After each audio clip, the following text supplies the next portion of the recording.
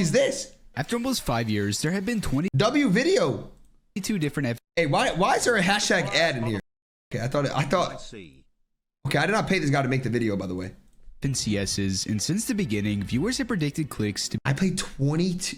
After almost 5 years, there have been 22 different FNCSs, and since the beginning, viewers have predicted Clix to be at the very top of the leaderboard pretty much every season. However, even when he is looking his best and everyone is thinking this time will finally be different, he's never actually been that close to winning. Now in the past, the closest he's gotten was 4th twice, but when you look at the point difference between him and 1st, like I said, he wasn't actually that close. That now brings us to this season where everything's spiced up. This is the last FNCS for players to qualify. Yo, I'm depressed. I'm actually depressed. This is making me sad as fuck. And with EU and NA I just could have a pickaxe right now, qualification spots, we've seen a ton of the top players from EU come over to NA in order to compete. And as you all know, one of those pros is one of the best players to have ever touched this game. And of course, he had to be Clix's new teammate. Throughout the first part of this chapter, Clix had been playing with 𝐿, and it was with him where he would end up getting that most recent 4th. But after a bad last season, he decided to split ways after 𝐒𝐿 hit him up to play together. That being said, 𝐒𝐿 is by far the best player Clix. Bro, I just get hated on every decision I made, bro. Like when I dropped to Epic, bro, every motherfucker was on my dick, dude. Like y'all are always on my dick about every decision, but then later on, you guys are like, wow, like good shit, Clix, good fucking decision. Like, yo, fuck you guys, all right? Believe in every decision, bro. Shut up. Has and probably will ever play with. I touched on why this is in this previous video, but to summarize it, 𝐒𝐿 has spent this entire season forming Clix into the perfect player and teammate, even going as far to make sure the small things are done to perfection. For example, how he moves around when rotating, or even peeking a certain way to help get Storm Surge. And well, you can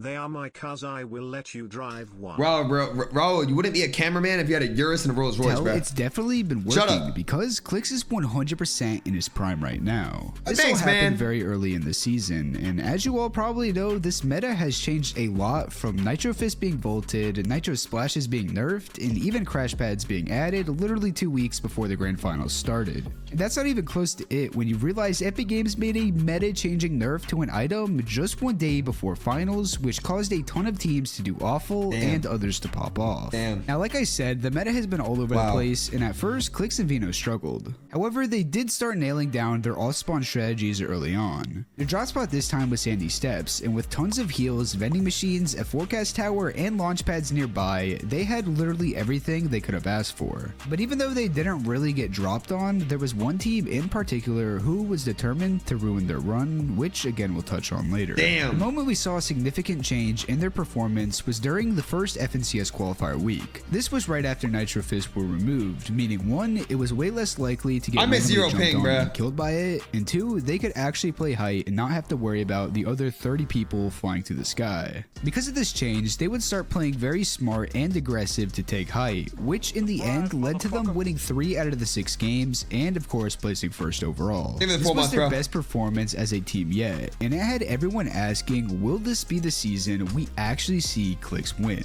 And everyone would get even more excited to see them get 5th in the next Duo Cash Cup and in the last qualifier week finals. And when they couldn't look any better, they would come through with another dominant performance, winning a Duo Cash Cup. At this point, they went from a team who had potential to qualify for the global championship and possibly top 5 to a team everyone could see winning, all because of one simple change in the meta. But there was no way they could have predicted how much the meta was going to change within these next few weeks. The first was the addition of Crash Pads. This seemingly came out of nowhere and was possibly added because the Nitro Fists were removed. This item makes rotates a lot easier to do in sketchy situations, but this affected height a lot. With this item, teams can simply throw a Crash Pad down and hit it. Then more often than not, they'll be above or the same layer as height, which obviously makes it a lot harder to actually hold it. However, this isn't the end of the world. Clix and 𝐒𝐿 still play really well when not on height. It's just a lot easier to have a better game when up there. This brings us to about 1 week before the grand finals began, and every team was scrambling to perfect their strategies going into it. What would be different right now? Top 10 teams qualify to globals, and for most of them, that's the end goal. But of course, Epic Games had something crazy in store. This entire season, and mainly seen during the FNCS semifinals, it was starting to become very clear that this season had a massive problem, which were the slurp cacti. And more respect. These plants were found throughout the entirety of the new biome on the south part of the map, and whenever you hit one, you'd get healed for 25 HP.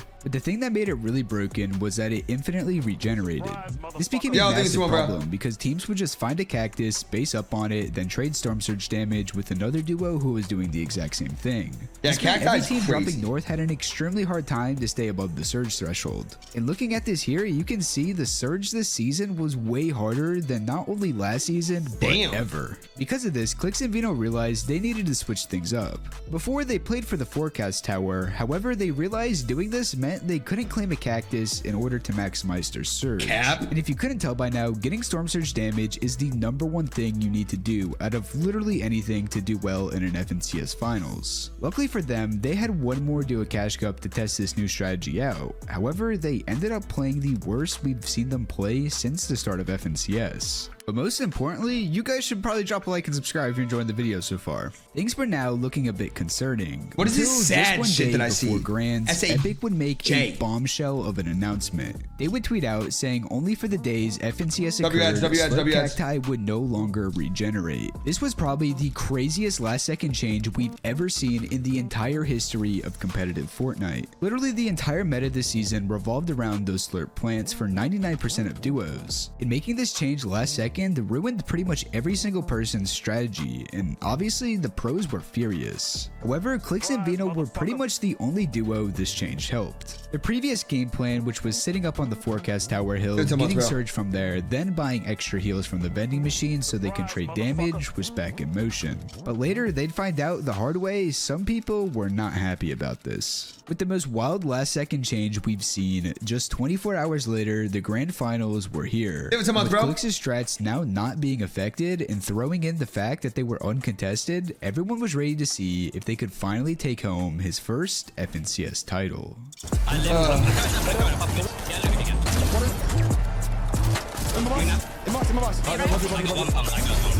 Let's go!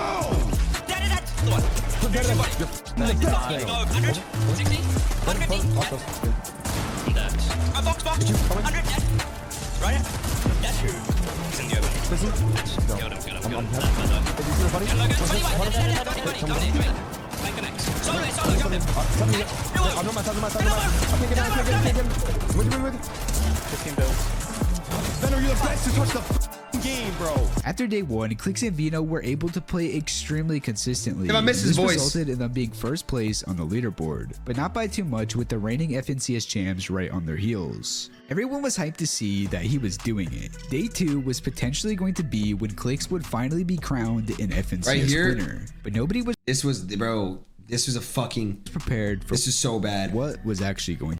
Bro, Benno didn't even mean to do this, bro. He meant to do the other way. To happen. In fact, we saw the first inklings of it in the last game of day 1.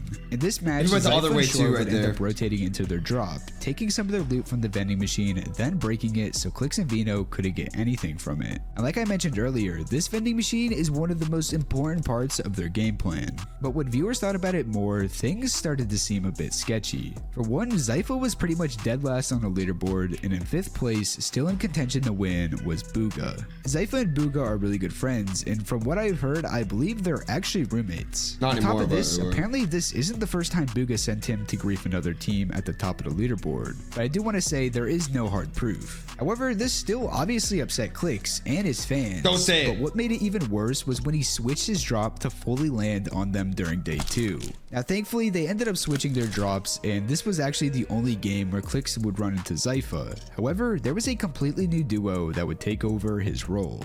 We'll be avoiding all the tweets and drama and stuff because I don't want to get into all of it, and instead we're just going to focus on what actually happened in the games. But the players in question are Flappy and Evan. On day 1, they were landing the split in between Clix's drop and Pleasant Piazza. This is a good video, bro. This is a good fucking video. I can't lie. During the first game of Grands, however, it clearly didn't work very well for them. After day 1, just like 𝐷zypha, they were in pretty much dead last, so in an attempt to get more loot, they decided to drop on the forecast tower hill to take all of that stuff there. Now this wouldn't be the end of the world, but they must have seen what Zypha and Shore did previously, because almost every single game on day 2, they would destroy the vending machine without taking any of its loot. Now this entire day was really weird, because some games they would do what I just said, then others they'd straight up drop on them or end up dying before even getting a chance to loot more than one chest. That being said, what they did was enough to throw Clix and 𝐵𝐼𝐻 off their game a few times, since understandably they had no idea what was going to happen. However, Clix and 𝐵𝐻 still prevailed. They were still in first place up until the 10th game, where they dropped down to second, but with the points being 1.5 times more than day 1, they could still easily come through with the win in the remaining 2 matches. However, that also goes for pretty much the rest of the top 5, meaning this could potentially come down to the wire. It really just depends on what happens in game 11 to see who will pull ahead and who will fall behind before the final match. Dropping in, I low-key could have been so much more aggressive right there on the bush. I just didn't want to fucking sell. Notice there were 2 teams contesting each other at the top of their hill. Luckily, they got good guns and 𝐵𝐻 was able to glide over and steal one of the kills. This was probably the best case scenario, already getting a bit of surge plus points for that elim. Oh my god, that was scary. They were able to get the forecast tower and their vending machine wasn't broken. Everything was teeing up to be the perfect game that they desperately needed. And because of all this, they were able to stick to their game plan. Oh my god. This is the game where fucking, bro. Oh my god, bro. Me and 𝐵𝐻 had a talk after, dude. 𝐵𝐻 was fucking crashing out in Blood's Call. And then Pad. Oh my god, dude. Because this game was our game. Insane aim, he was able to take down 𝐴𝐻. Because of this kill, they were able to build a massive base with the leftover materials and pretty much cap everything they needed. That's a fucking crazy kill. Do well, and after all, they had literally everything they could have needed. Most importantly, though, they were above surge like crazy. But all that's a crazy fucking kill. The next zone will pull max distance, and while doing this rotate, they had to use half of their materials and a good chunk of their heals, which is not ideal. But in Fortnite, one he wanted to get in here with 5-5. That's when 𝐵𝐻 spotted a player close by and fried him, getting the knock. Unfortunately, another team was able to get the majority of the loot. Because of this, they barely had any materials. This shit should have been so much better, dude. They had to just crash pad and hope. However, this put them into a really bad spot. Just lobbied everywhere we fucking go, Somehow, dude. After using all of their builds and all of their heals, they were able to live, but they had literally nothing left. And after desperately trying to get one last refresh, they'd go down in 20th place. At this point, all they could do was hope everyone else had a mediocre or bad game. However, looking at the leaderboard directly after, pretty much every team that was right next to them before had a good game, meaning they got bumped down into 4th place, almost 120 points behind first. After this, all hope was lost. There was pretty much no chance they could win, and all Clix could do was try to get into the top 3, which would be his best ever FNCS placement. But despite getting top 3 in the final game, they still finished in 4th place overall. This was a heartbreaking end to his best season ever, and 𝐵𝐻 seems to be taking it the hardest. That leaves the question, what's next for this duo? Well, even though they didn't win, they still managed to qualify for the Global Championship coming up in September. Now, from how much we've seen them improve this season, everyone is hoping at LAN will be where he actually wins, which would be very poetic. However, they're going to have to face some of the best players in the entire world, and it will be extremely hard to beat not only the top teams in North America, but also EU. It's impossible to say how they will actually do since we have no idea what Season 4 entails, but no matter what, it will undoubtedly be harder to win globals versus an FNCS on NA when you look at how many top players are actually there. And sadly, after this, it looks like Clix and 𝐵𝐻 will never duo again. 𝐵𝐻 has already stated how much he disliked playing on NA, so it seems very unlikely he'll want to come back, and that's not even talking about visa issues and all of that. Like I mentioned at the very beginning of this video, he is the best teammate Clix will ever get the chance to play with. This doesn't mean it's impossible for him to win with someone else, just way less likely when you think about it. And overall, as much as we want to see him win, I think everyone can agree this was Clix's best chance to ever do it, and as time goes on, I only see the odds going down. But it's Fortnite at the end of the day. There's always going to be a lot of more ads. Say never. If you guys enjoyed this video, make sure to drop a like. That's a good video. 17 months you got this at LAN. There's always going to be more chances to win, bro. Always be more. 100%, bro. Hey, why is he moaning with the way he's talking? I swear, like, it's like low-key moaning. Like, it's kind of like, I liked it. Yeah, Mark, did you?